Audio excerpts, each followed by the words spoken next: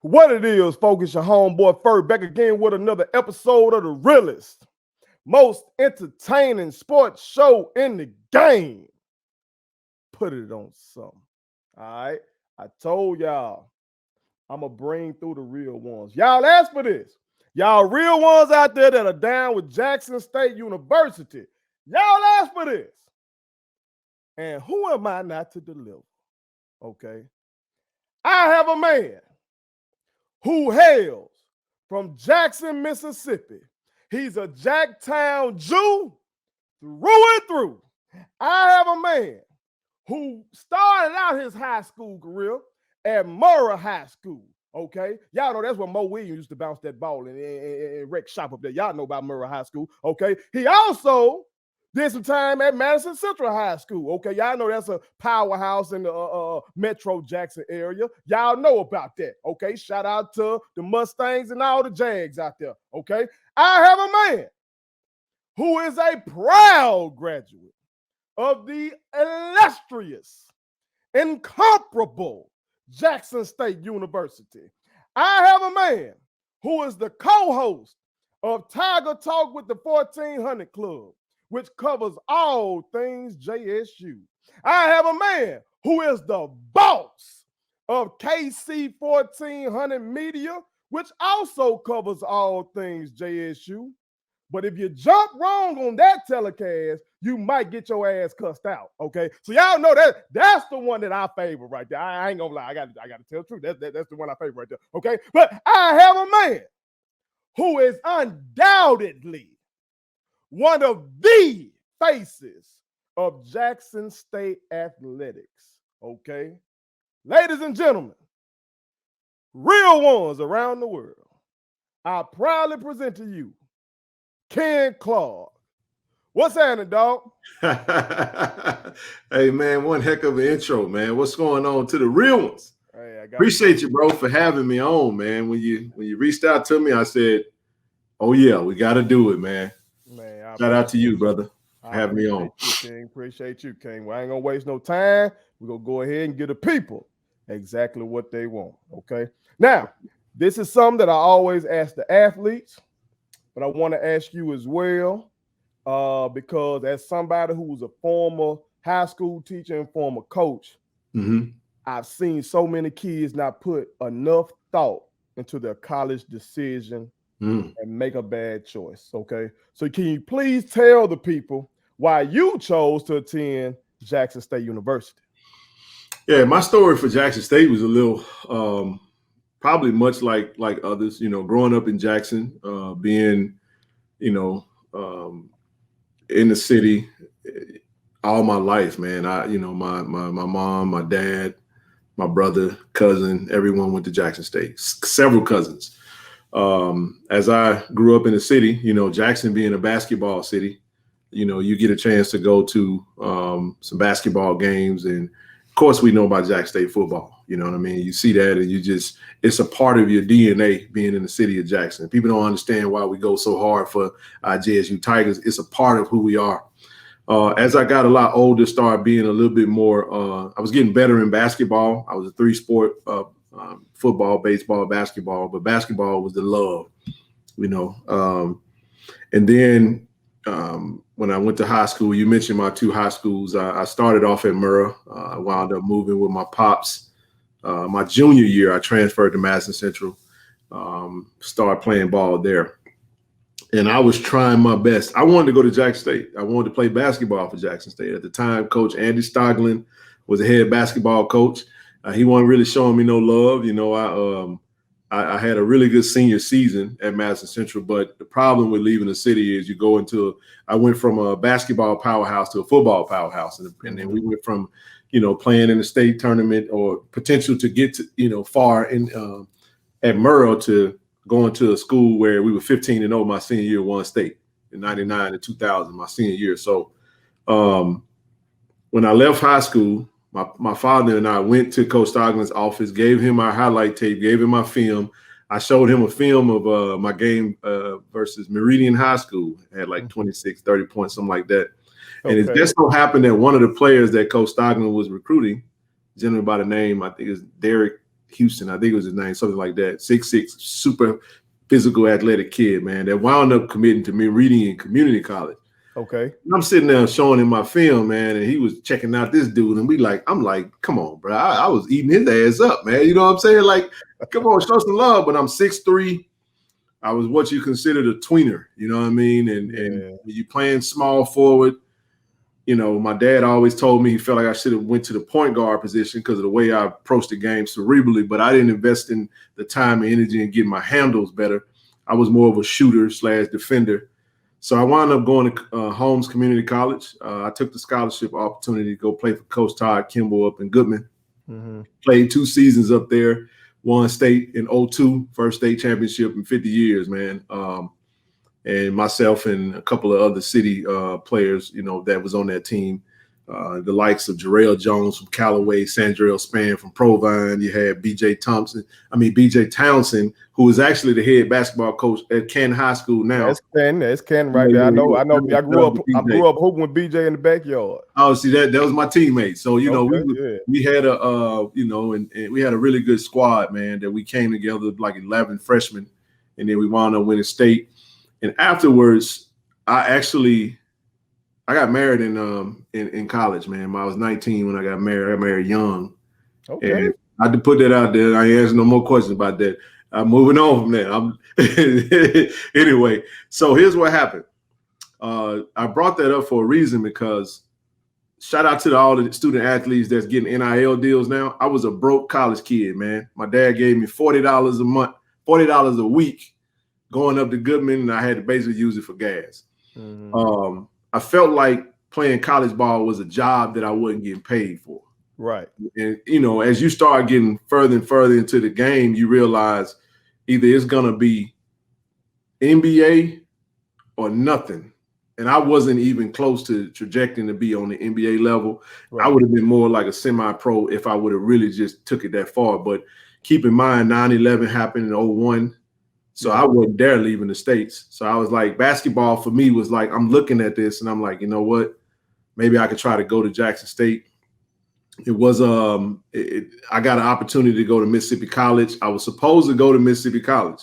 2 weeks before the semester started, I went to Coach Dale Lofton and just said, Coach, I'm done with basketball. I retired. I gave the game up.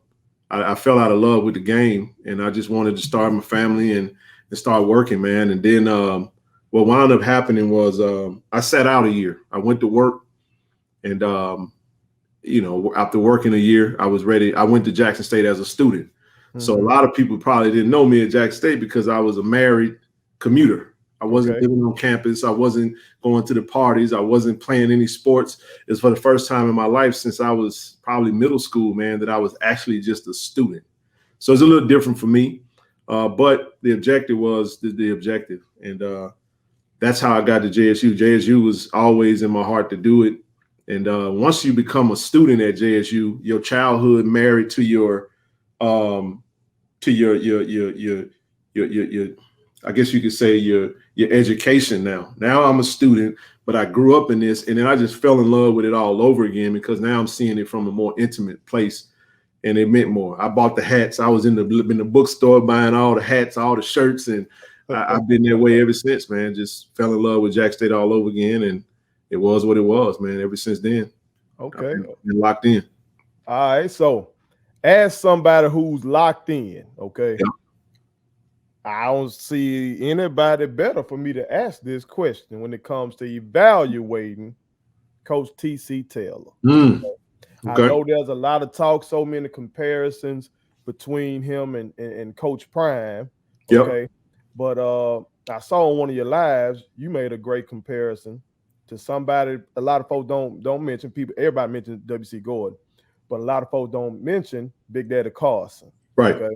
Right. So, with that said, what letter grade would you give TC so far through this recruiting period and through the spring? What letter grade would you give TC? For me, I don't do plus and minuses when I'm doing grades. I do A, B, C, D, or F. Right. And I know many may feel like I'm a homer, and I'm going to say an A because I don't think it'll be fair to Coach TC to give him a B given the circumstances that he had that he took over. He didn't take over a situation that was stable, the exiting of the coach that we had. Now, granted, arguably we had the most famous not student athlete, you can say that, but probably the most famous athlete in the history of sports became our head football coach, and Deion Sanders. That's arguably. If you put him on the route, you put Deion Sanders on the Mount Rushmore of popularity when it comes to athletes. He top 10. He top 10. He up there. But I'm just saying, from a football standpoint, that's going to chop off all those others. I'm talking about from a football standpoint, he's definitely on the Mount Rushmore of notoriety. And you saw what happened when he became our coach. It was a straight Jackson State frenzy, a media frenzy, and it's still somewhat that way to this day. So let's backtrack just a quick second. Okay. December 13th, Coach T.C. Taylor is announced the head coach. That's a Tuesday, if my memory served me correct. Celebration Bowl was December 17th. So granted, in the preparation for the Celebration Bowl against North Carolina Central, and given the fact that Deion Sanders has now been announced that he's going to be going to Colorado, that's going to be his last game. So it's a lot of uncertainty, a lot of emotions. There's a lot going on, man. Who's going to replace Deion? And this is there couldn't have been a more perfect person with the right temperament of a Coach T.C. Taylor to be the man that takes over. And the reason I say that is because if you bring a new person in, that person has to figure out who's who. That person has to understand who he's dealing with. You got to get to know this person, get to know that person. The fact that he was there for those past 2 seasons and beyond and before that, but he was physically there for Deion Sanders' tenure. Right. TC was the perfect candidate. He was the perfect hire because he understood what Jackson State needed. He loves Jackson State, man. You get what I'm saying? And when you got somebody in the room that loves the university, and the university wasn't in a good shape, we weren't in good shape right then, bro. We was taking a lot of hits publicly. It was rumors and misinformation circulating. You got a lot going on, man. Then you lose the Celebration Bowl. Deion Sanders leaves. The portal's open. It's signing day is 4 days after that. So you fast forward to December 21st, you got early signing period. This man was able to quietly, confidently stabilize the program, assemble a staff, a good staff at that, home run hire with Maurice Harris and Coach Bradley and beyond. Put together the number 2 FCS recruiting class. Straight out the gate, here comes a 7 McGee transfer from Oregon. Nobody expected it, not even myself, not even Zoe. We didn't see that coming. You get what I'm saying? So he let us know out the gate, hey, ain't no drop-off when it comes to recruiting. I'm still going to recruit to that level. So to put together the number 1 HBCU recruiting class in the midst of absolute pure chaos, my goodness, man. Then he was able to get enough student athletes enrolled for spring ball. Because that's what you got to factor in. That's what's coming up. You got a signing day. Now you got to get your staff in place. These contracts with them are going to start at the beginning of the year. You got to get them in, get them moved in. You got to try to recruit. So he's recruiting, getting these guys hired, getting these guys moved to Jackson. Then camp starts open. First meeting, January 4th or something to that effect, they report. Then throughout this time, had some coaching turnover, had some initial names that was potentially going to be a part of his first staff to either agree or not agree. And through all of this, you've seen one temperament. You've seen one tone. He has not changed his tune. He has walked with a quiet confidence, and he has displayed the right amount of attention to every situation that we were up against. He's given the media just enough, not too much, not too little. He's also gave the green light to establish a whole new role, creative director of media for football operations. Shout out to Mr. Austin Robinson, ASVP. So this is a new role. You got players entering the portal left and right. You got players that don't report. Malachi Wideman don't show up. Willie Gaines don't show up. Savion Wilkinson exits the door, and the list goes on and on and on, right? Yet he has stayed the course. He has continued to recruit. He has had a phenomenal spring, had his first spring game, and has walked with the just with the honor and the prestige of Jackson State, with gracefulness, man. And I'm telling you, you can tell that Coach T.C. Taylor was made for the role that he's assumed right now, and the timing couldn't have been more perfect. And so that's why I give him an A. I understand what he was up against, and I'm just telling you right now, there's no guarantee that many of us could have dealt with it the way that he dealt with it, and to come out looking like, man, this team got the potential to be better than what we were last year. And people might feel some type of way when you say that. The defense is for real, man, and he's still adding recruits. Mm-hmm. Still adding recruits. So I give him an A. And I probably left something out, but you get the point. Oh no, that was a hell of a description. It got me thinking.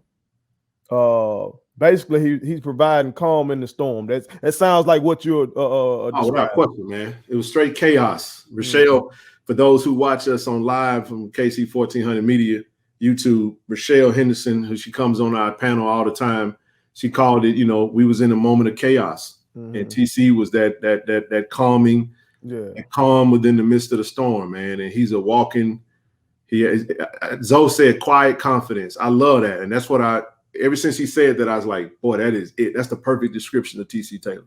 Right. I definitely can see that. So shout out to TC. Now, one more thing. You mentioned Big Daddy. I got to make sure I bring that up. Okay. And here's why we say Big Daddy. Talk to me.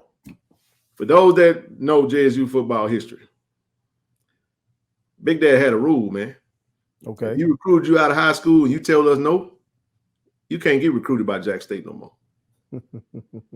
You tell us no, we tell you no. It's no forever. I'm just telling you. So Coach DC, he ain't gonna say this, but just being around him, watching how he move, bro. And man, you even so much as sniff that portal, he gonna do this. He gonna tell you goodbye, and he not gonna try to retain you because he don't want anybody in the room that don't want to be a Jack State Tiger. And you got to respect that because he has to stabilize it. He have to set the tone to let these cats know, look, if you want to do portal, then go be great. But if you want to be a Jack State Tiger, I need you to be in here. I need you to be where you're supposed to be, do your job, and that's what we're gonna do. Now, I'm gonna love you, and the family gonna love you too. But if you go open that door and look out, I'm gonna go ahead and push you on out and tell you don't come back. And that's very WC. I mean, that's WC. Because WC was Zoe say will cut, but that's very Big Daddy-ish. Big Daddy didn't play. He was a mean joker, man. That cigar, Big Daddy, that raspy voice, man. Come on, bro. No, I just talked about WC thing too. Will cut you. That's what I'm saying. Now I know his career went on to play under Judge, Coach Robert Hughes, but yeah, he was recruited by Big Daddy though. Big Daddy was a staple, man, in the JSU coaching ranks in the history of our program, man. And he WC is the most celebrated. Yeah, WC, but Big Daddy to me, man, was like Big Daddy represents Jack State football, man. He did not play, man, and that's how we are. But anyway, right. It, man. Shout out, long live Big Daddy, and shout out to his family. All right. Absolutely. Now you mentioned the spring, okay? Oh yeah. So I want to know, as somebody who was on the ground, y'all covered it harder than anybody else in the country, because we know we got a lot of folk covering Jack State, okay? Yeah. But y'all cover it harder than anybody in the country, okay? I'm telling all the real ones. I'm telling people watch me around the world. If y'all trying to know something about Jack State football, y'all need to come to this brother and Tiger Talk with the 1400 Club, okay? So when it comes to the spring game, I want to know who impressed you the most. Give me somebody off the offense, somebody defensively, and just give me your overall thoughts on the kicking game and how that works. Spring game or just the spring period? Okay, it can go to spring in general. That's even better. Again, y'all know all about that. The spring itself, man. My goodness, man. Spring game was easy. Grayson and Kobe off the offense did extreme. They really jumped off the screen. But as a whole, okay. I have a reason why I say that. As a whole, from a spring standpoint, Jason Brown, as a whole, because what people do is they'll look at that game and he'll tell you we only ran 5 plays in that game. That was a very watered down, vanilla just showing of our offense. Okay. But from what we've seen from a leadership standpoint, from just an overall practice standpoint, knowing the offense, a lot of great throws at practice, a lot of just the leadership, man, is very impressive. And you could almost go any, meeny, miny, mo with some of these guys, man. But off the offense, I start there with Jason Brown from what I've seen. I felt very good about our quarterback room after sitting at practice quite a bit. I was like, we're going to be okay. Because Shedeur was that dude, man. Yeah. I was a big fan of Shedeur, still am. Yeah. Love Deion Sanders, man. I think he's going to do great at Colorado. Mm-hmm. On the defensive side, Keydrane Callaghan, man. Okay. Keydrane Callaghan. And you could go any, meeny, miny, mo at that DB room, man. The defensive line is a unit. I'm telling you right now, we got the best defensive line in all of the SWAC. I don't care who FAMU recruits. I know they're going to feel some type of way. I do not care. Mm-hmm. There is nobody touching our defensive line. So I'm not going to pick anyone from the defensive line because that front four of Niles Gaddy, Jeremiah Williams, Devontae Davis, and Antonio Doyle, you're not beating that bunch. And then you factor in what the coaches are doing and what they're adding. Mm-hmm. Man, right now we're literally 3-4 deep in the interior, and now they're rounding off the edges by adding more depth with the recruiting cycle. And they got a heck of a strategy. But I'm gonna stay in the I think Keydrane Callaghan is everything that they say he is, man. He's got good speed, he's got good cover ability, he can hit, mm-hmm. and I don't feel like we're gonna see much drop off from the safety core that we had. I'm a big time Cameron Silman Craig fan, and I still am. Cam, no, I love it. Oh, shout out to him. Cameron and I think Herman Smith were the starters for the most of the year at safety. Isaiah Guthrie, Keydrane Callaghan, we in good hands. I can tell you that right now. We in good hands with our safeties and our DB room. I think we're gonna be just fine. We're gonna be just fine, man. Those two guys, but Keydrane is a big kid, man. Looks like a baller, bro. I was very impressed with what I seen with him. Okay. What about that kicking game? Because I know y'all were covering it, so you probably didn't hear Rob J. I watched it on JSU Sports. Oh, yeah, I heard about Rob. Make sure y'all get that. If y'all don't have it, okay, JSU supporters around the country, go ahead and drop that money and get that, all right? But hey, can I say something about that? Okay, please do. And I know this might ruffle some feathers. No, do that. Just put it on something. I think us as alums, what we have to do is we have to encourage people to buy their own streams. I understand that we be on YouTube and we be streaming the games, but I just want you to think about that and understand that sometimes we're standing in the way of the university. And one thing we always say, me and Zoe say this all the time, we do not speak for the university, nor do we stand in front of it. We want to be here merely as a prop to help prop up the university in any way that we possibly can. So make them go spend their own money. You know, we got many ways we could get. I understand the streaming and the revenue that you can make from the eyes and all those different strategic ways that YouTube allow. But that's just my take when it comes to university. I don't want to take anything from university. I just want to give to it and watch it elevate and thrive. But in regards to the kicking game, we're gonna be fine, man. Shout out to Luke. Really, the whole special teams, the specialists, I'll say, Avery Salerno, the long snapper. We lost Jacob Polite to Colorado. He's a good long snapper. Then we lose Alejandro Mata to Colorado. But Gerardo Beza, we call him G-Baby. G-Baby was doing all the place kicking. He was kicking off for us. That don't change. In comes Luke Jackson, stronger leg, just as accurate. You know, now everybody knows that once you get past about 40 yards, give or take, the accuracy tend to go down. And that's even from an NFL standpoint. Right. The closer, the better, you know, obviously. But Mata didn't really kick beyond 40.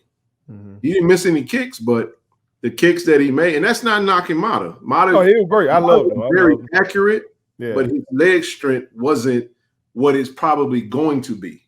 He's a true freshman, go from kicking at Buford to kicking at Jackson State. Gerardo came from Kentucky State, so he was already had a couple college years or college year under him, and he was on like the top 20 specialist list for like D2. with that being said, you got an older kid with a stronger leg, so obviously he's probably going to kick it a lot further. And then you got a Luke Jackson that's just got a really good foot. So both of them, I think Luke was doing some punting as well. We are going to bring a punter in, but I'm very impressed. Our kicking game is straight. We're going to be fine, man. We're going to be fine. I don't think we're going to go back into what we saw the year prior, where we were just scared to kick an extra point, man. It was ugly. Yeah. But then Mata came in and stabilized us. But what we got to stop doing at Jack State, we got to stop carrying pain around. We be traumatized. We be like, oh, Mata left. What is we gonna do? We're gonna do what we did. Hell, we went and recruited Mata. We're gonna go get us another kicker. We bring another kicker in. It's just that simple. Right. So yeah, man. But I was impressed with both of them. All three of them, actually. All three of the specialists. Well, I brought up Rob J because during the telecast, every time the young man kicked the field goal, he kept saying that Mata couldn't have done that. Mata couldn't have kicked that. Mata couldn't have kicked that. Rob J is a national treasure, man. He's a treasure. God bless him. God bless him. Okay. And I'm glad, though, you gave everybody some comfort with that kicking game, which is, people forget, it's 3 parts of the game. And yes, it's the ultimate team game. We've had some games like that first FAM you joined under Prime. The 7-6 game. Yeah. Okay, kicking game you got to have special teams come into that. Because we talking about flipping field and doing all kind of stuff. Oh yeah. You take the Tennessee State game, one of them games. Well, it was kind of rugged. You know what I'm talking about? You got to have a kicking game. So that matters. That matters. All right. Now I didn't know that about you, that you were a hooper. Okay, so you are a fellow hooper. You feel me? I'm a baller, man. Okay. So before I get to your fave 5 JSU football players, I want to ask you about hoop real quick. Okay. How can we not get the energy behind basketball to match football? That's not going to happen. Okay. I know that's not going to happen. Football school, Mississippi is a football state. The South is a football region. I get that. Yeah. But I do see some football powerhouses going all in terms of trying to get their basketball on up as well. We've seen in going to the PWIs, talk about like Alabama. I've seen them invest very heavily in trying to get the basketball to come on up. Auburn, Tennessee, like I've seen that. So how can we? Because this is something I've been really trying to do. My season ticket hold over there. Yep, me too. Yep. Shout out to Coach Reed, all right, leader of the dynasty. Okay. Shout out to Coach Mo, of course. Okay. Number 3 seed this year in the SWAC in the first year. No doubt. A lot of folks, feeling some type of way. But hell, first year, 3 seed, got rid of a lot of guys, all kind of stuff. That was great. I see greatness. But how can we get the gap between the football energy and the basketball energy from stop being like this to maybe something like that? First thing first, man, we're gonna have to get behind Coach Mo. And Mo is the son of the city. And I'm gonna say this. I don't know when it's gonna drop, but okay, he gonna have to recruit get some big time local kids in. And from everything that I'm hearing, he basically hit a home run with a big time recruit from within the city, and we'll see that. So I'll just tell you what Mo said to us when I talked to him. He said, "Hey Ken," he said, "I ain't gonna have to ask him to come to the games now." He said, "We get who he say we were gonna get. There's gonna be some folks that's gonna be there to see these kids, man." So I'm gonna wait. I want to be surprised because I got somebody. I can't reveal it. I ain't gonna say nothing until you see it drop. But when it drops, it's gonna be some mouths drop, and it's gonna be some serious excitement around basketball. Coach Tamika Reed is bringing in another monster recruiting class. We just saw the young lady from Auburn transfer in.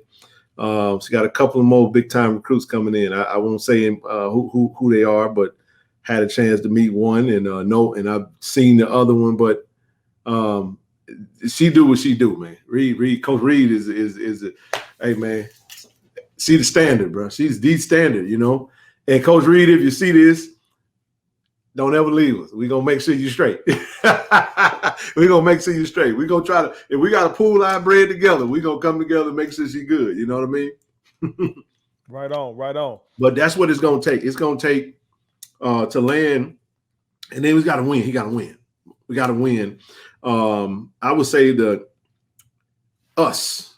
medias, the auxiliary media outlets are going to have to continue to promote and incentivize. We're going to have to get strategic with our recruitment of students to come to the games, right? Because if you get just the student population in there, make sure the students are coming in, then we're going to have to go back and probably grassroots this thing and start having these high school, local high school teams getting more interested in Jackson State basketball. Because when we were coming up, man, Jackson State, that's where the champion, they was playing games in the championship. The championship game was played at Jackson State. You know what I mean? And at one point, I coached in the semifinals game in Jackson State. That's how it used to be. That was like the big time atmosphere. And we got to get them in the building, make sure the game atmosphere is great, make it as interactive as possible. But recruiting locally, getting this big time talent in the city of Jackson to come to Jackson State. You have a former NBA champion and all-star. That's the head coach. You have an alum that was one of the best to play, put that uniform on. And you have another one that was, from the state that is very in tune with Mississippi basketball. So I think Mo put a really good product out there. People like star power, though. We got to give them a reason to show up. So I think these big-time recruits, if you get the right kids in, these kids have followings. And then from there, we got to put some energy behind them, and we got to go support them. Real talk. And I like that you mentioned getting those students in there. I know with basketball, a lot it's indoors, so the grown folk be a little more reserved. Right now at the vet, even the grown folk lit. They done had them a little salt. They cut up. They you know what I'm saying? They had them some good food out there tailgating. They got a little lit before they come in, so they gonna cut up. But on the inside, they a little more reserved and stuff. Like even though the boom is there, right? Boom is rolling. We got DJ rolling. They a little more reserved. Well, if the kids come to the game and get lit, I think it goes to a whole nother level. So I agree. It. All right. We ain't quite made it to the put it on some segment yet, okay?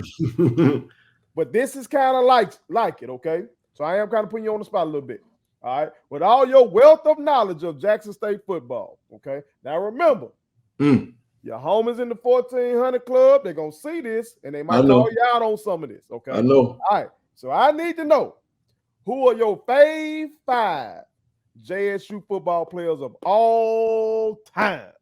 My goodness. Woo. First one up is going to be James Johnson, big country, man. He's number 1 on my list. You're giving us the ranking with it, too. He number 1. And there's a personal reason why, because my first Jackson State jersey was a James Johnson number 41 jersey. And, I was a big kid, man. When I played for Coach Carter at Lake Hico, I played with, I was the big fullback. So so Big Country was the big, I loved the Mike Allstotts, the Christian Okoyes. I was a big running back lover. You know what I'm saying? So when it snowed outside, we get that occasional snow in Jackson. I went and go throw my coat on. I put my number 41 jersey on. I'm finna run the ball. I'm Big Country. It was a personal favorite of mine. Okay. I would say number 2, Graylin Pratt, man. Okay. I like Pratt because of just, for one, it was his name. And it just, like, during that time, I loved the Jackson State uniforms, and he was the quarterback, man. He was the signal caller. I know he's probably not on the top list of, like, greatest quarterbacks to ever play. But to me, he was one of the toughest jokers, a bit undersized. To me, he represented what Jackson State football was about, kind of that underdog, blue collar, count me out, but I'm gonna go get it done type player. Okay. I say number 3, I'm gonna stay at the quarterback position. All right. Magic Man. Jimmy Oliver, man. I was just reading something about him earlier. Jimmy Oliver. He just joined the quarterback academy. Jimmy Oliver. That's what I was reading about. Yeah, Jimmy Oliver's that one Jackson State. And I know he was there for a couple of years, but Jimmy is the one that we sleep on a lot Jimmy did some special stuff, man. He gave Comedy his only SWAC championship. Comedy was there for quite a while. Now, this is during the time I just started back watching Jackson State. Now, I know I didn't really, now I'll be real, like Zoe's a little older than me, so I didn't really watch, the new breeds and the Connor DCs, and I know of them, you know what I mean? But from what I remembered, I always made it personable to me, like those that made me really want to watch them. And Jimmy was that type of player that you just always felt like every time he was going to do something.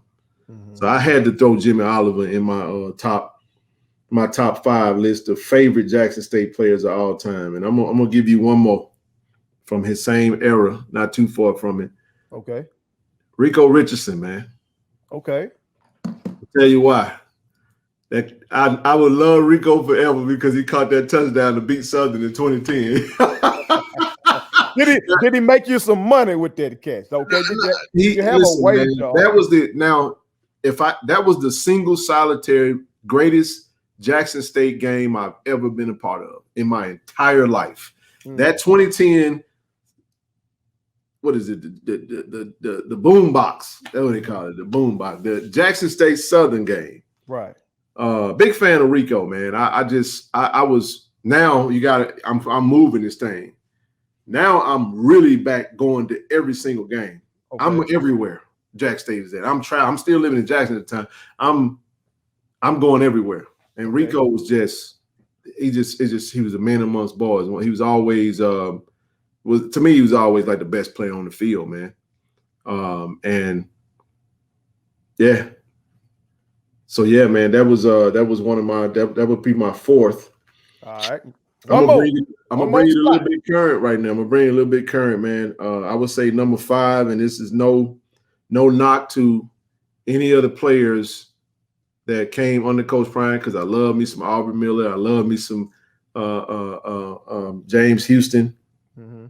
Keontae Hampton, man. Big Hamp. Hamp's gonna be in my top 5 of all-time greatest. I was trying to toy between him and Javancy Jones because I love both of them, but I always stick around with the players I felt like just stayed with us, man. Stayed down with us. You know what I'm saying? Started at the beginning with us and ended their career with us. You know what I mean? Yeah. They were leaders in the pack. That's kind of 5A, 5B. I'm gonna say Hamp and Javancy, man. Though and I'm not gonna touch any of the previous two years. I'm gonna stay away from that for now. And I'll come back. Ask me that question in a couple of years, and I'll probably throw many of them on there because I love them all. But yeah. I know I've learned to not touch anything that's close to me because it'll get a little, people tend to, they get in their feelings sometimes. So, but no, I didn't go historically. I think I walked it down when you sent it to me. I was like, man, let me think about this. And I had to go with what was in my heart, what popped up in my head. I think I touched all the eras of JSU football of what was important to me and what really stuck out to me, who made me want to go see them. You know what I mean? So, right. Big Country, Graylin Pratt, Jimmy Oliver, Rico Richardson, and I'm gonna say Hamp and Javancy. I know that's 6, but we're gonna put Javancy and Hamp. I love them 2 dudes, man. Right. They meant the world to us as fans. That's a dope 5. Dope 5. All right. I caught you live, okay, and I know everybody that clicked on here, okay. Y'all probably like, why he ain't asking about this? Wait, first of all, y'all know I'm not messing like that, America. Let's get to it. I don't start mess, okay. I finish, okay. So I'm not going there. But okay, I know on one of your recent lives, okay, there was a little back and forth. But before there was a back and forth, you were trying to make a huge point. Yeah. That I think everybody, not just in the Jack State community, but I think in the HBCU community, people that support HBCUs, hell, Black people in general, really. Right. Okay. Right. And your point was about the importance of us controlling our narrative. Correct. Okay.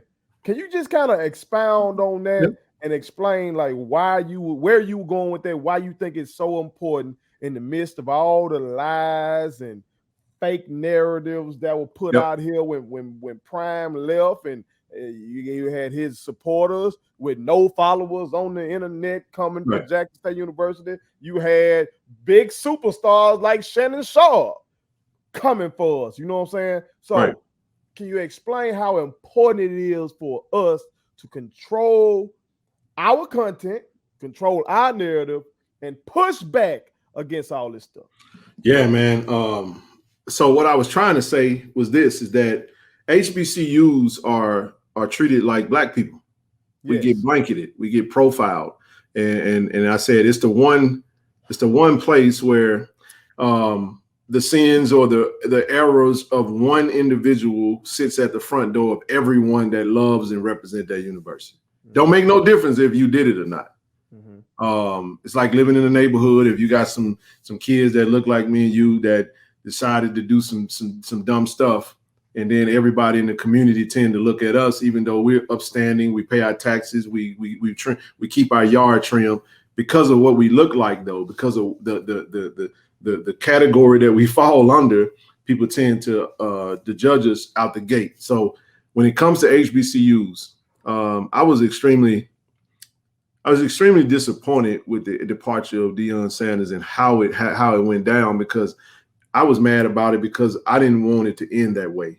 I love Deion Sanders. I love that he was our coach. Mm-hmm. I felt like when he walked away, I wanted to see him celebrated, and I wanted to see Jackson State celebrated.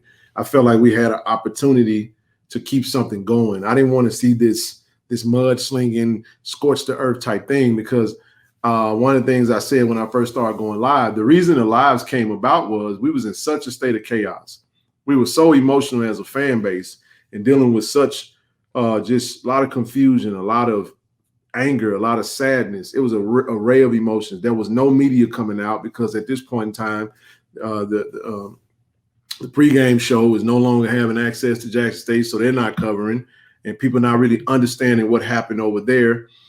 So I just started going live every day, just talking, giving people an outlet, because I've been to therapy, bro. I know what it's like to go through trauma, and we've been through a lot to go from 7-8 years of famine to 2 solid, strong years of plenty. And now the thing that was there, did we screw this up?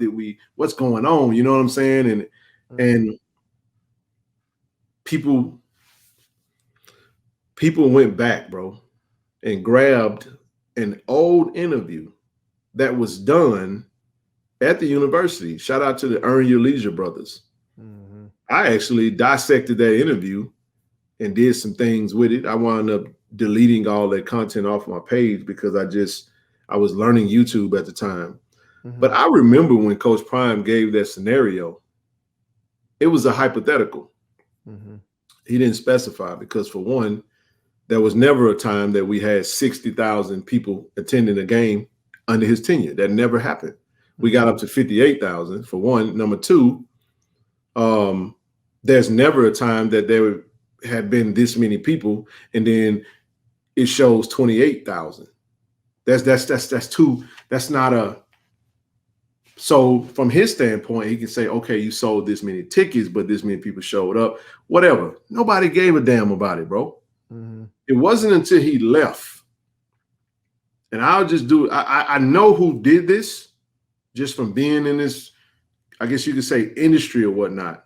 Uh-huh. There were some things that happened, bro, that people was giving information and was allowed that information to leak so that it could cover up some of the backlash that was coming behind Coach Prime actually exiting. Then he, at every chance he gets, he's on the microphone at the Celebration Bowl. He's saying, hey, when I leave, you're gonna see everything that I did do. Mm-hmm. And you're gonna know what I did because I'm gone now and it ain't gonna continue, right? Mm-hmm.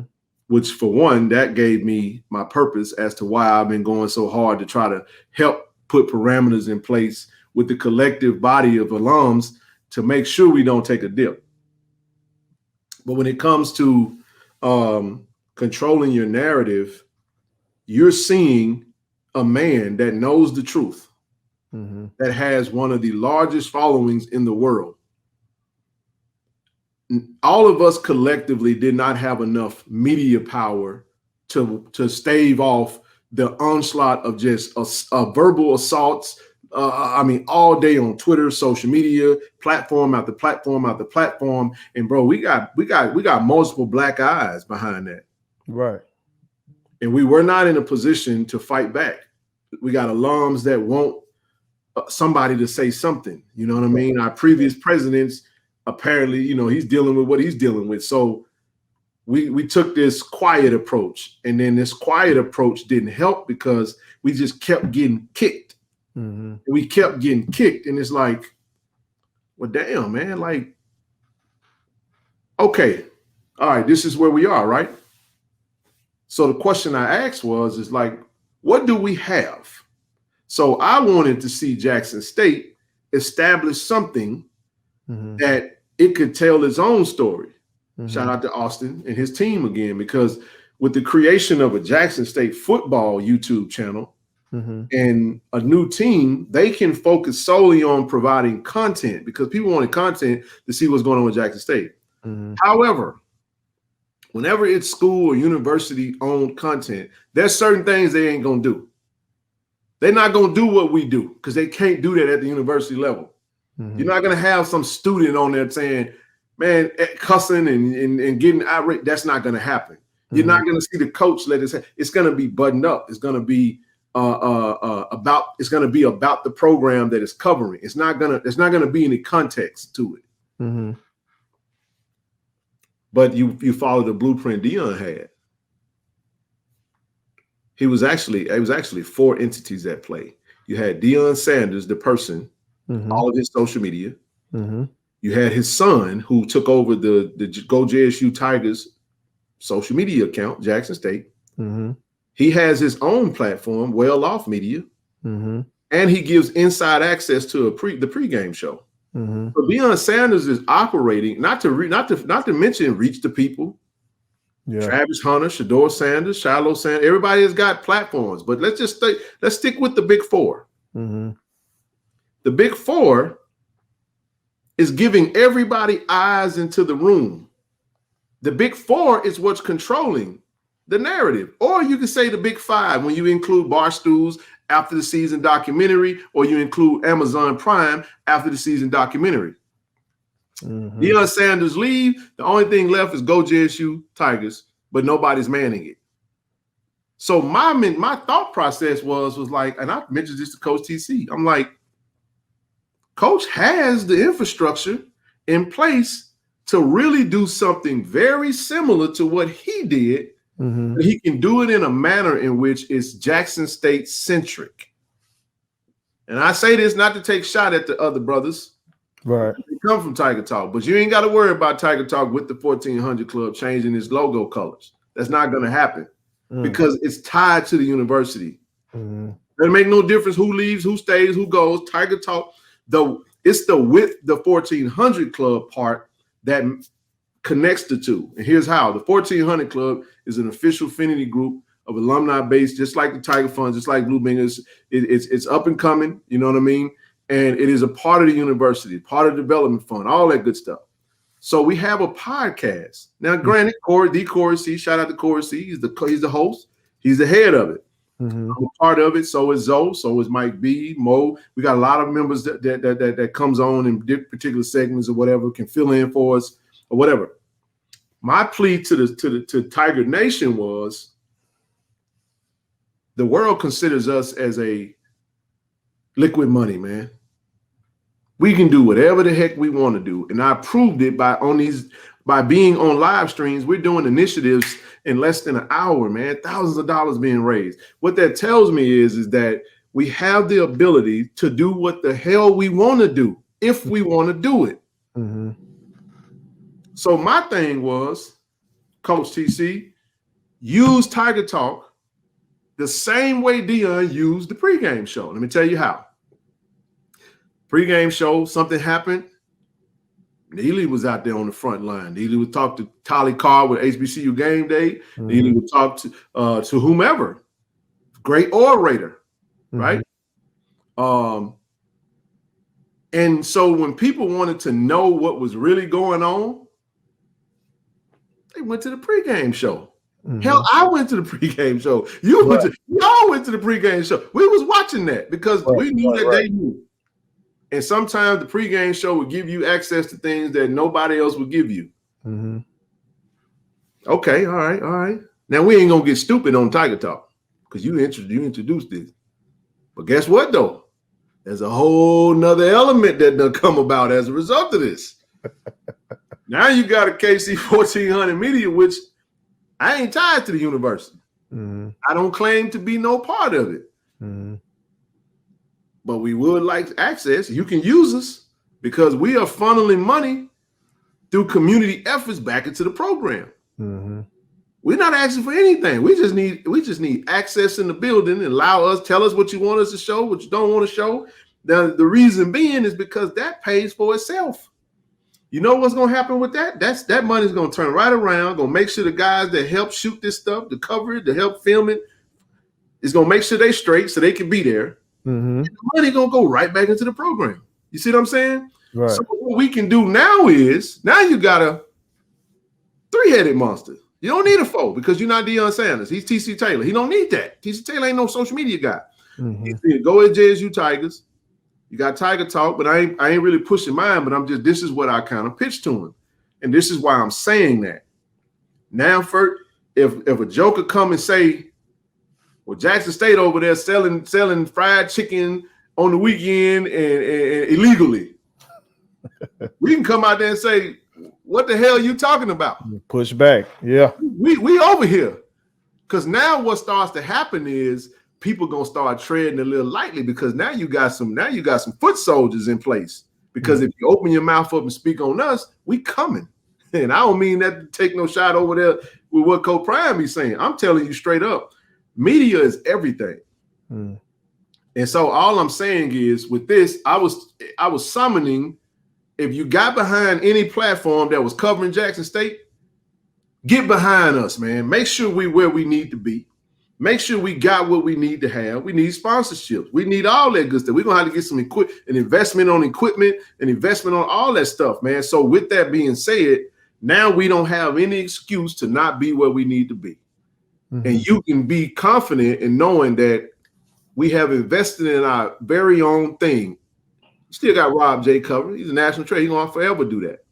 But what you don't have is you're going to have different aspects of it. And then Jackson State has learned from the era of its past. And now we can build some infrastructure that will sustain itself for the time that and beyond. That's why you have an Austin Robinson who creates a team who can build an infrastructure that sustains itself. If so, an Austin Robinson exits the door, it keeps rolling. You get what I'm saying? So that was what I was trying to convey, that we have the ability now to do everything that we want to do. We can have whatever the heck we want, and we don't have to sit here and go run to platform to platform. We got your platform. You got She Loves D. You got Doc Holliday. You got me and Zoe. You got Tiger Talk. You got a lot of Jackson State alums out here that's giving you enough to hold you. You don't have to run over here and listen to these people who don't care nothing about us. Because when you don't have emotional investment in it, you know what slips? The damn details, the facts. So people start getting raggedy with their reporting. And now people seeing on Twitter, they like, man, these Jackson State people are crazy. I said it on the show and I'm gonna shut up.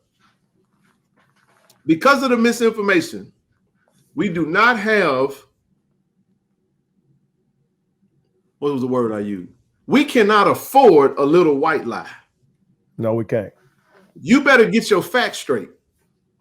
And if your facts not straight, we're gonna check that. Whether we say it in the comment section, whether we make a video on it. Hey, such and such said this. That's bull junk. That is not what happened. That's not the amount. That's not what went down. Because what we did is we invested in someone that we thought when they exit the door, that person was going to really tell the truth, and he didn't. And he let the lies grow. So now people are using Jackson State as this punching bag. Mm-hmm. And we're not gonna stand for it no more. That's absolutely right. It's something I said before in a reel or a short I made one time.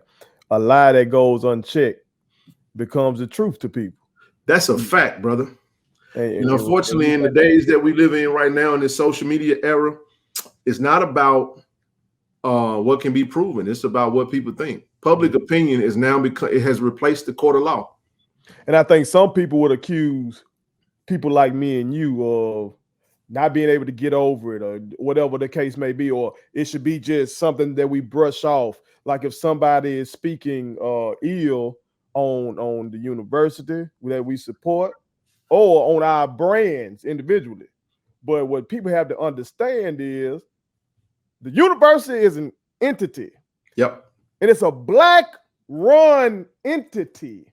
So when you allow people to besmirch a Black-run entity, what you're doing is allowing them to sully the reputation of Black people. That's you're fact. buying into this concept that Black people can't run something. That's fact. And we already got enough narratives like that. Take the garbage crisis that we just had. Facts. Okay?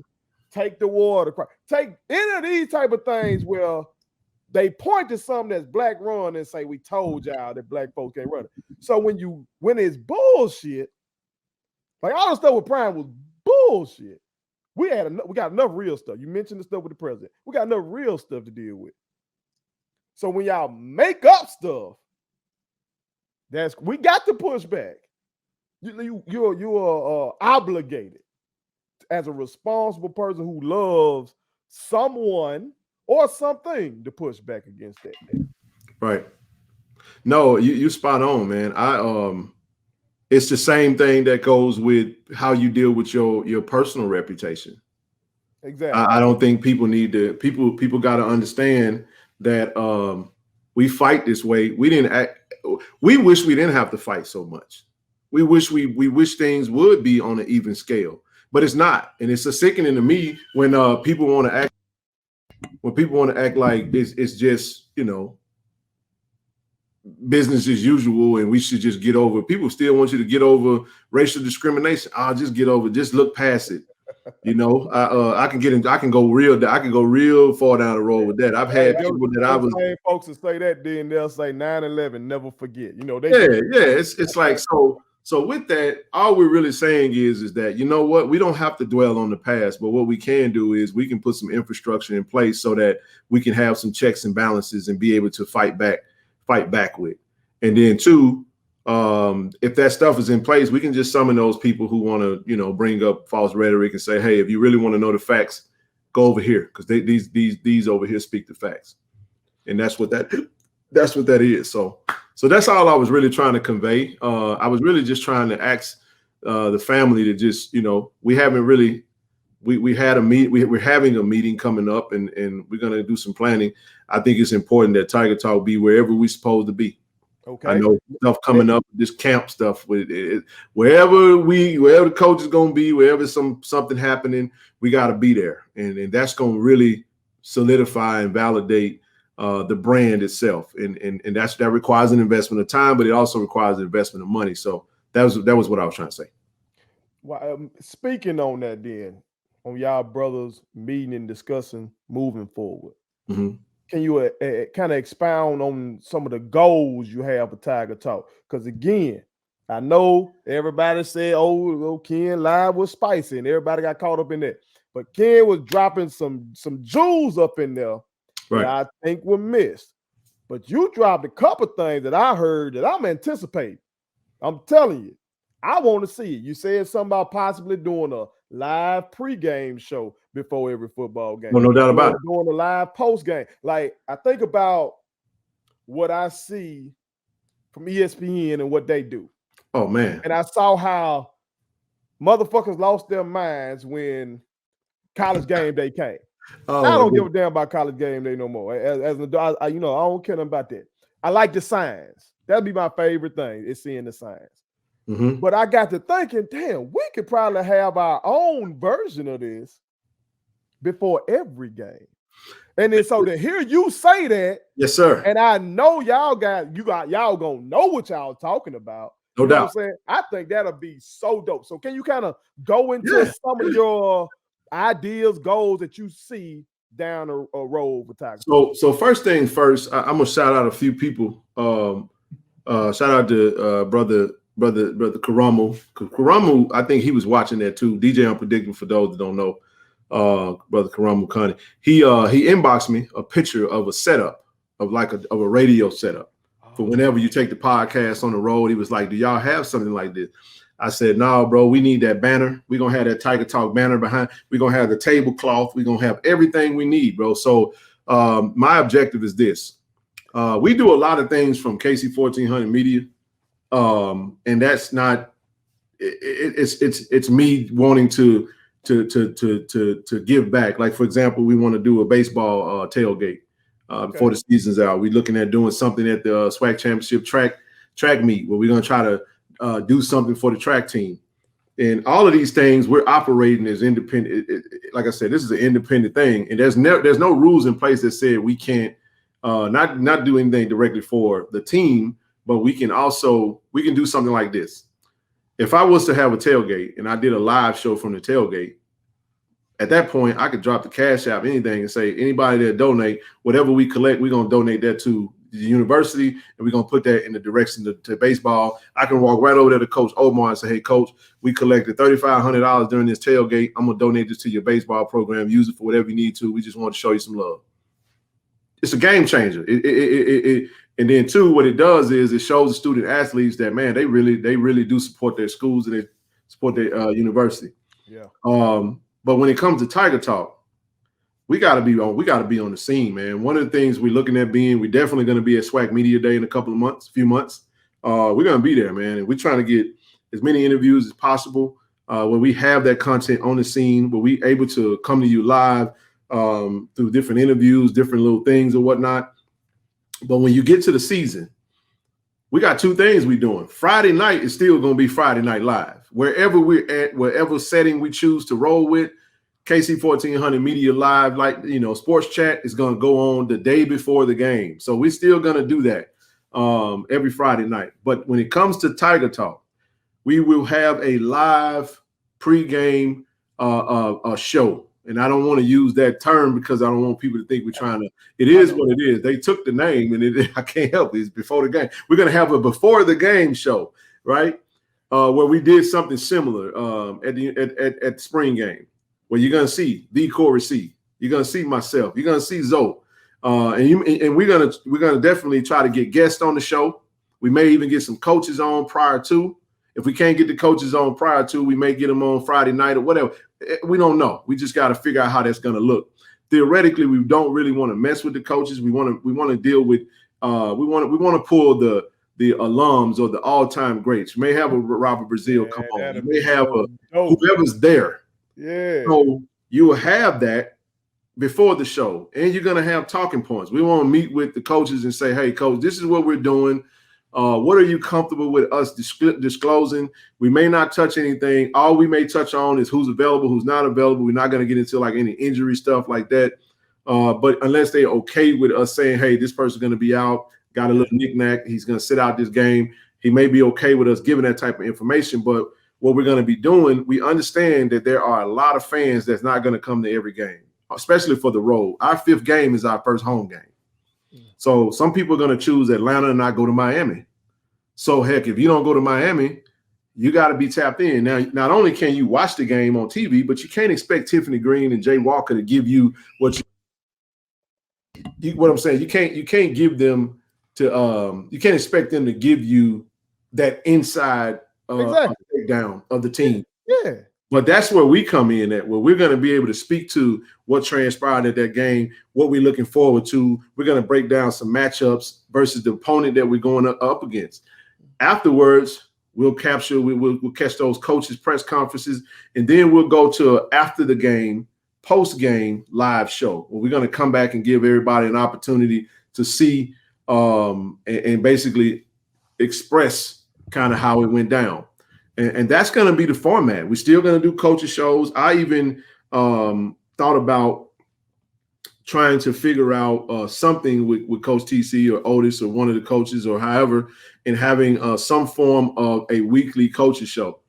Hopefully they'll do something like that on the JSU YouTube page, but this is how it works, everybody. Mm-hmm. It's Jackson State Media First. Hold on, because I was going to ask you about this, okay? So when you talk about this, I want you to go all the way in because you have a monetized channel, so I know you know what you're talking about. Because a lot of folks are coming and stealing and going to put it on all these other things, and now I go look at it on JSU, and the JSU version of it got fewer views than the other thing that I just saw. And that means the university is missing out on that money. So hold on, King. You speak on that. Talk to the people about that. Hey, so here's the thing. And this is something that Austin and Dwayne and the team will probably be addressing, whatnot. They're doing some things. Let me say it this way. They are doing some things because first you had to get the establishment of the page, and then you got to get the page to where it can monetize.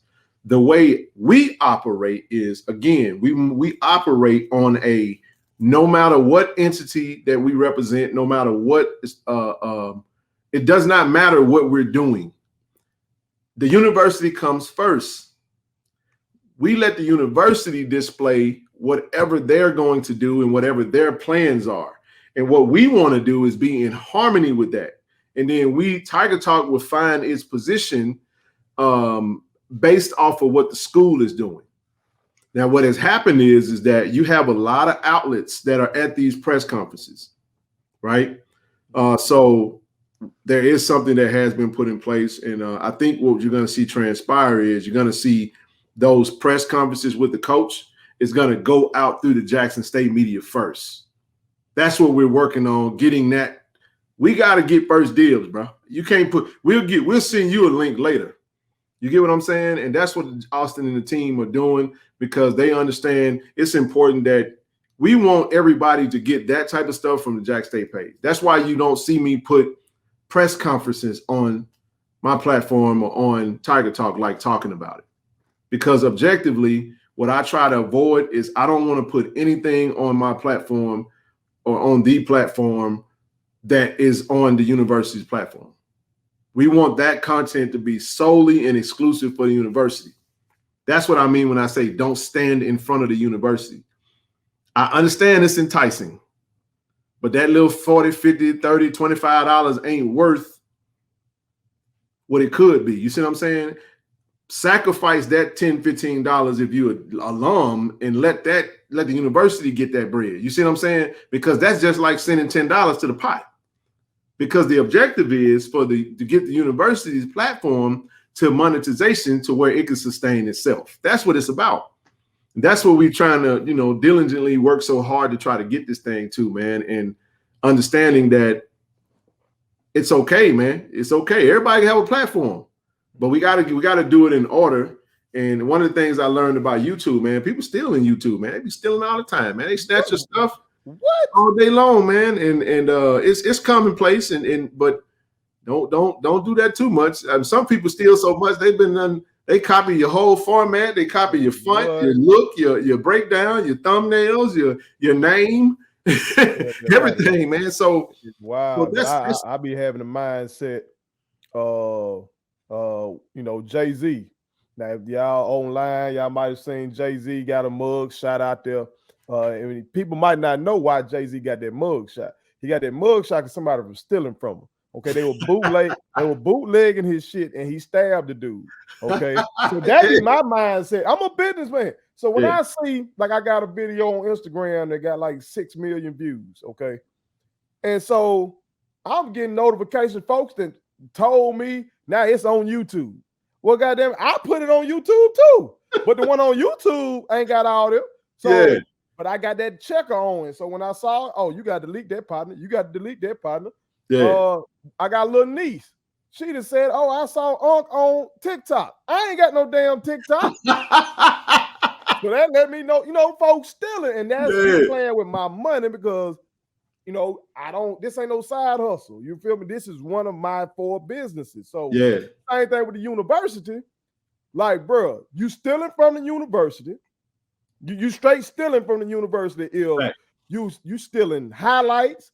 So the brother put out a dope highlight or something. I don't touch it. We don't touch it. People are up, but others are screen recording it, loading it on their shit, and they getting all them views and monetizing it, and they getting the money when that money is supposed to be coming to Jackson State University. You know what I'm talking about? Yeah, I understand the outsiders that might do it because Jackson State is lucrative. You know, it has been for quite some time.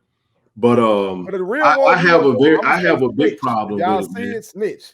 I have a problem with it, man. It bothers me to no end to see anything from the Go JSU Tigers football IG page, Twitter page, YouTube page. When I see it on another platform, it rub me the wrong way, man. So I try not to be the content police. I just advise those who are making that content to, hey, man, put some parameters in place we got to start copywriting our stuff. So especially when you put it on YouTube, that way if it comes out, you get that hit. Yeah, they have it to where sometimes you can do the copyright where you can share the content, but you have to share the revenue with it. Exactly. So we it's all good, but those are some of the things, man. We just, it's like this, and I told Corey this, and I know he don't mind me saying this. We can go as far with this as we want to. It's up to us. We can go as far as we want to. I want to do it full time. I ain't make no mistake. I've said this numerous occasions on my live streams, man, that this is what I want to do. I'm glad you mentioned that, King. That's a perfect segue. Mm-hmm. Perfect segue. I saw you say that on one of the recent lives. I think that might have been Monday. Okay, but it was either Monday or Wednesday. I think it was Monday though. And I saw that and I was touched by that. Because like I said, I'm an entrepreneur out here. And I was feeling that way. I'm a former teacher and coach, like I've said before. Mm-hmm. And my whole image was, I'm this bad motherfucker. I'm out here, Coach Wells, he independent. But then I was thinking about Malcolm X. I was listening to his one of his speeches about the house Negro and the field Negro. Oh man! And I always thought I'm a field Negro, even with the light skin. Malcolm X light skin people. Okay, but I always I'm a field Negro. I don't do what these folks tell me to do. But then I thought about it. I said the only reason I'm still doing this, other than the kids, I love the kids. I didn't love the pay. Right. I didn't love the system. Because the system is outdated and needs to be changed. Yep. And they were trying to muzzle me. I'm teaching about the First Amendment and you're trying to take my First Amendment rights. What the fuck is that? Ain't that something? But I'm like, but you scared to leave the plantation. Because every month you're going to get that check. And so with that right there, and then some other things that transpired that year, I said, fucking, and jumped out there. You feel me?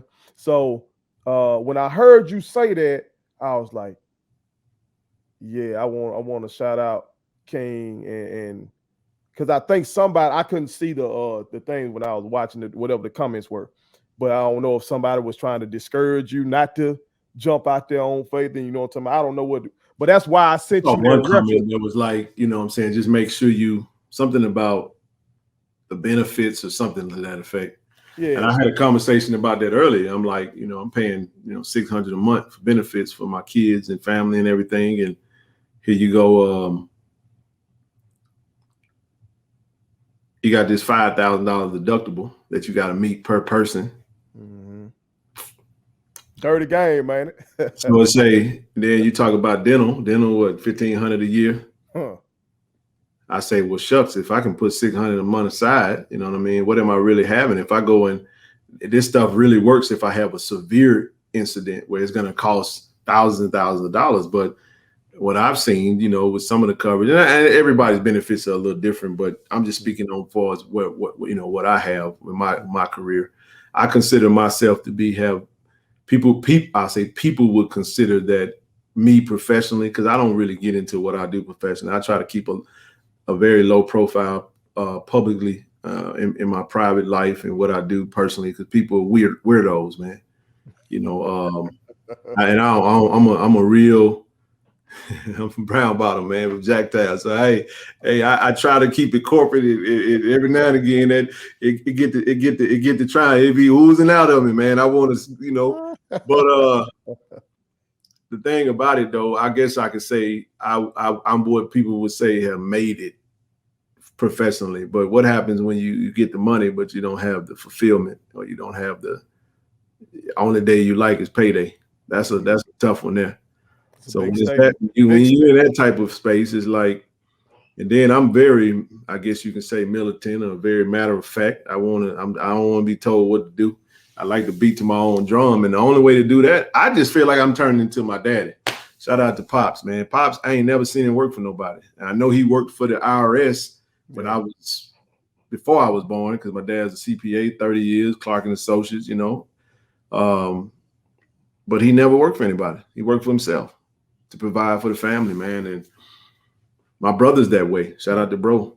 And my brother Richard's like that. He ain't no job type dude, man. He's in the insurance business industry now. Mm-hmm. And as I've gotten older, first, man, I've turned into that. And then this is a passion. And I'm pretty sure they can see that. So I'm gonna apologize tonight, because I understand that some of the choice words I use, and I know how you get down. People tend to not want to hear that type of stuff, but at the end of the day, it's about the passion, man.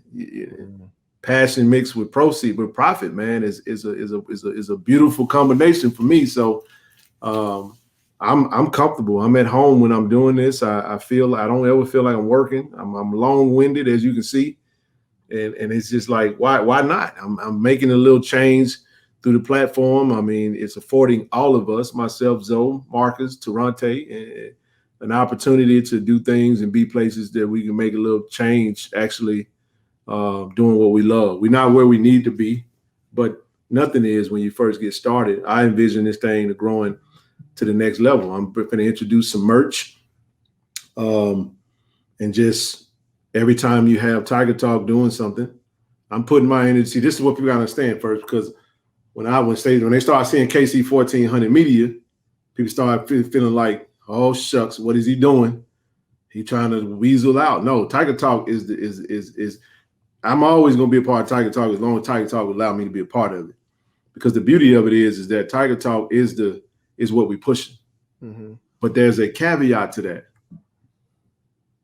I have a team of guys that work with me where they could go with me to help vlog what we're doing for Tiger Talk. And it actually makes the team greater.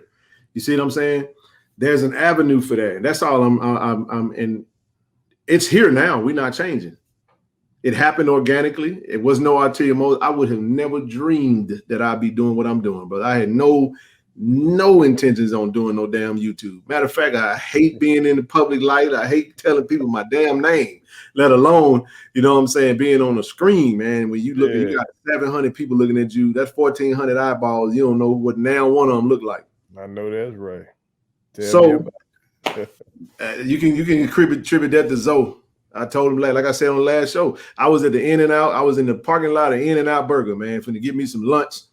And I said, man, let me mess with it. I changed my personal YouTube page to just a random Ken Clark 1400 and dropped a 18-second video.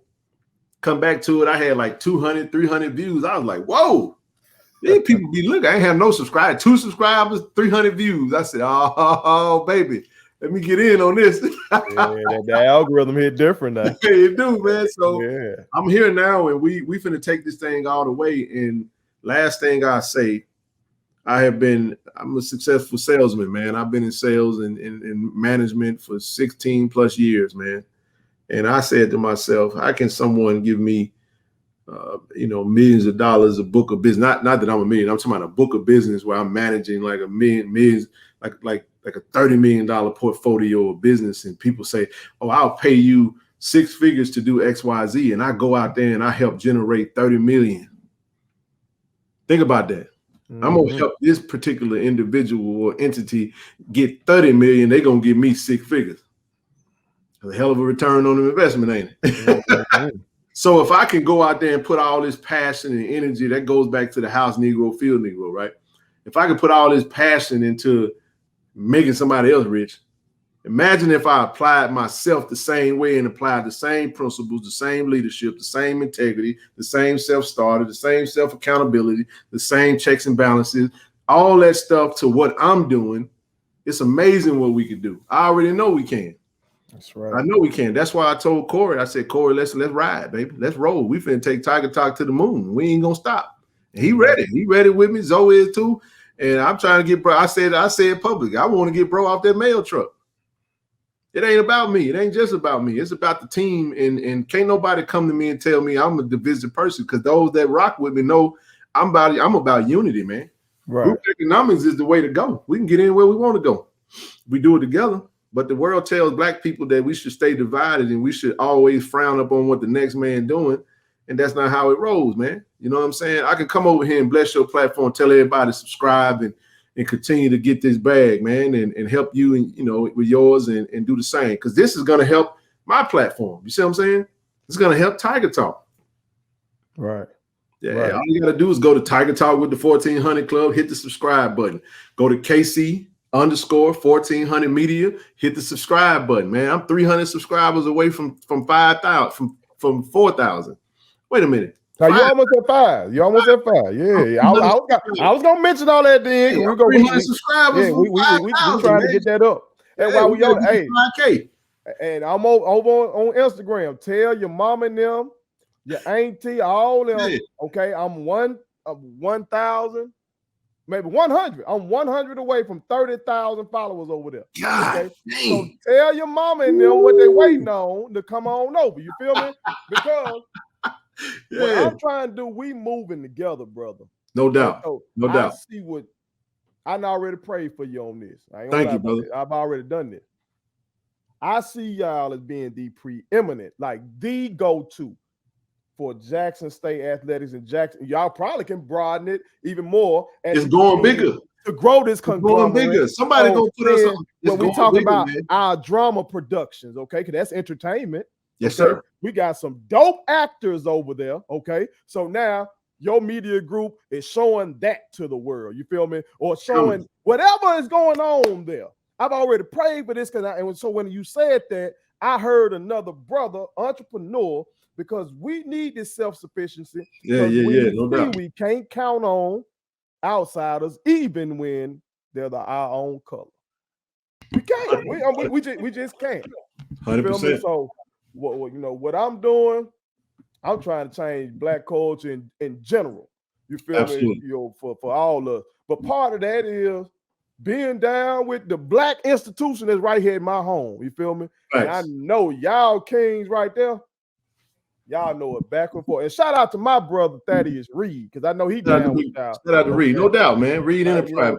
Reed is one of the board members of the 1400 Club. Shout out to the whole board. Greg, Sid, Thad, Brian, shucks, man. Chris, the whole crew, man. That's shout out to the whole 1400 Club. And my brother Thad, he's an entrepreneur as well. Oh, no doubt about it. Reed Enterprise. I done spent so much money. Reed Enterprise. I should have some stock. I got this half of Reed. Reed know what time it is. That's bro right there, man. It's all love, man. Reed, he does good work. And excuse me, bro. I had to scratch my back. Everybody that watch me live know what time it is. I love my back scratcher. Don't worry. Don't worry about it. I got but that's why I sent you that Jay-Z and Pharrell record. Oh, Entrepreneur. No doubt. That joint right there, and y'all young people out there, man, that's watching us, y'all 18 to 22, 23, you at one of these schools, you trying to figure out your path, you majoring in some. We telling y'all, man, that entrepreneurship piece is there for you. You feel me? It's risky. Yep. It's risky. Okay. But the autonomy that you have and the freedom you have to do what the hell you want to do, and it's something that you can leave to your family. You're going to be able to leave KC Media to your family. I'm going to be able to leave IG Entertainment and Statement Tees and everything I'm doing to my family, So we want to just motivate y'all and give y'all these examples. You might not have the examples in your house, but y'all see examples right here. So don't be saying I ain't never seen that. You see it right here. Okay. Right. But I can't let you get out of here, man, without making you put it on something. Okay. These are fun. Okay. All right, let's get They it. are going to put you on the spot. All right. All right. Okay. We're going start, bench, cut to start off. Okay. Ooh. Okay.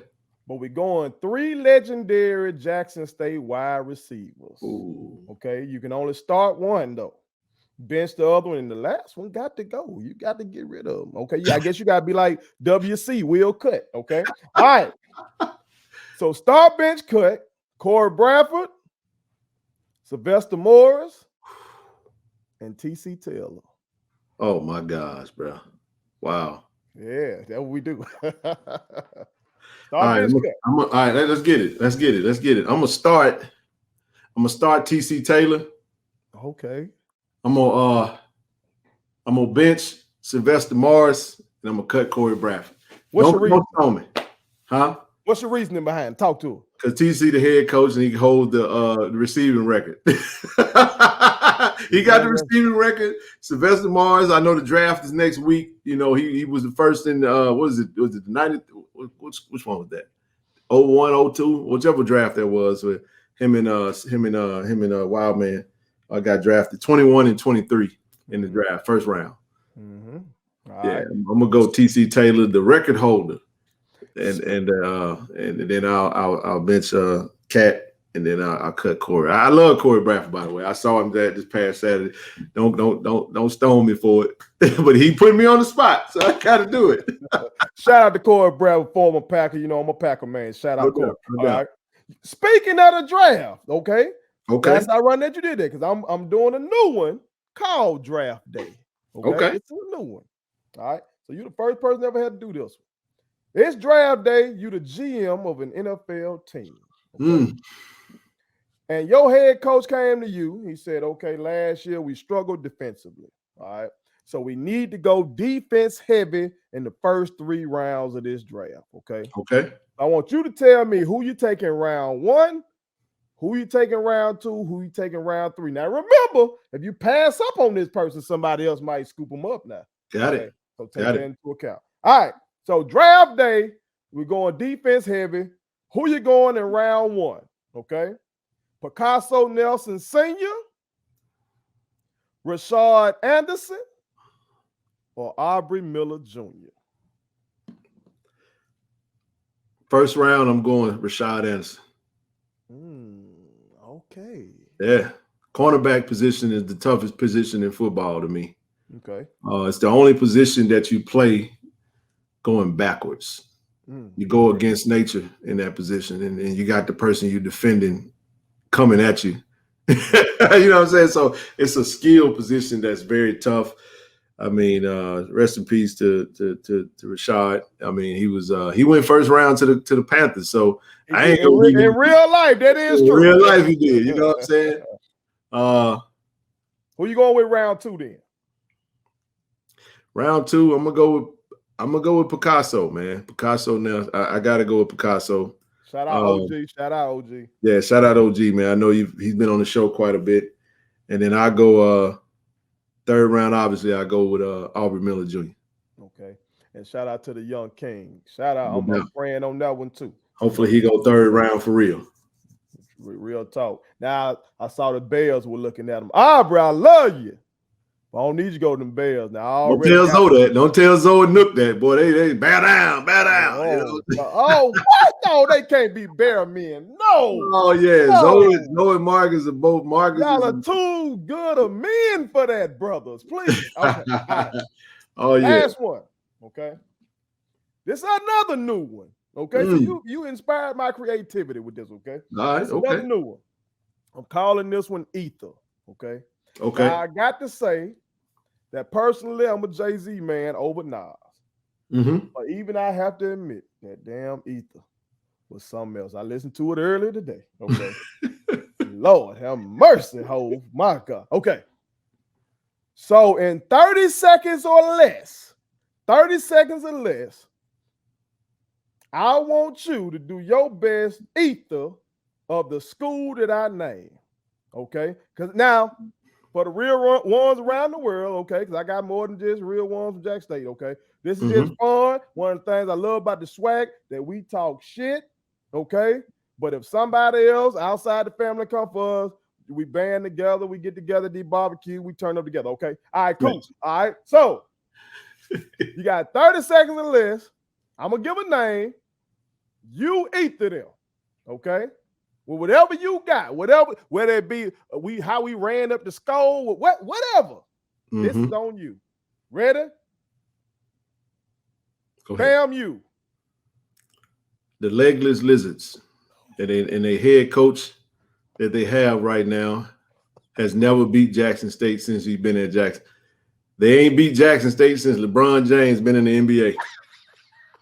But yet they got everything to say. I don't care who they recruit. I don't care how they recruit. They know they ain't beating us at the Blue Blossom Classic. Oh, he didn't rename that thing. The Blue Blossom Classic. They know what time it is. You got to go back to 2003 from the last time you beat Jackson State. You don't need to be talking no smack right now. 59-3. Okay. I like how this is going already. All right. They gonna hate me, boy. They go down there. It's fun. It's fun. They real one, y'all know. All right. Y'all don't steal my segment now, okay? And I'll let y'all come on and try to get y'all rocks off too. Y'all come on. But all right, this is Ken Claude 1400. All right. The next one. Southern. You seen that that what is it that movie where Bernie Mac said I hate black pepper. Or Dave Chappelle skit. I hate. Yeah, Dave Chappelle. Yeah. I hope Southern lose all their spring games. I hope they go 0-11. I hate everything about them. I hate that we playing in Baton Rouge. We got to beat them in marbles. I don't care what it is. I want to beat Southern in everything except the worst graduation rate.